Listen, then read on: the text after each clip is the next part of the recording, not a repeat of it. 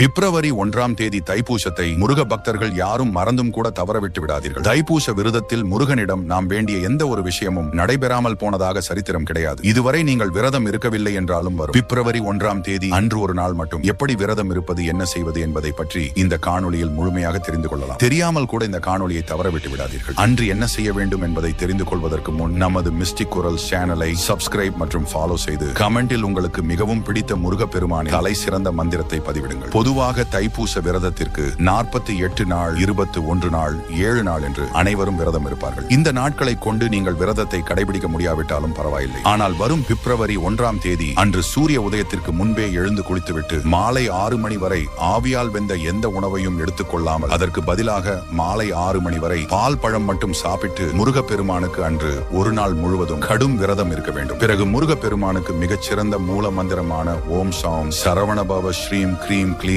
க்ளௌம் சாம் நமஹ என்ற மந்திரத்தை உங்கள் ஆசைகளையும் கனவுகளையும் நினைத்துக் கொண்டு அது நிச்சயமாக நடக்கும் என்று நம்பிக்கையோடு இந்த மந்திரத்தை 108 முறை சொல்லி முருகப்பெருமானிடம் மனதார வேண்டிக் கொள்ளுங்கள். பிறகு அன்று மாலை முருகப்பெருமானுக்கு நெய் வைத்தியமாக வைத்த சர்க்கரை பொங்கல், வடை, பாயாசம் போன்றவற்றை உங்கள் வீட்டில் முருகன் வடிவில் குழந்தைகள் இருந்தால் அவர்களுக்கு ஊட்டிவிட்டு நீங்கள் அதை உட்கொண்டு விரதத்தை முடித்துக் கொள்ள வேண்டும். மிக நம்பிக்கையுடன் இந்த விரதத்தை தொடங்குங்கள். நிச்சயம் நீங்கள் நினைச்சது அனைத்தும் வெற்றியில் முடியும். உடனடியாக இந்த புனித தகவலை அனைவருக்கும் பகிருங்கள். ஒரு நல்ல விஷயத்தை அனைவரும் தெரிந்து கொள்ளட்டும்.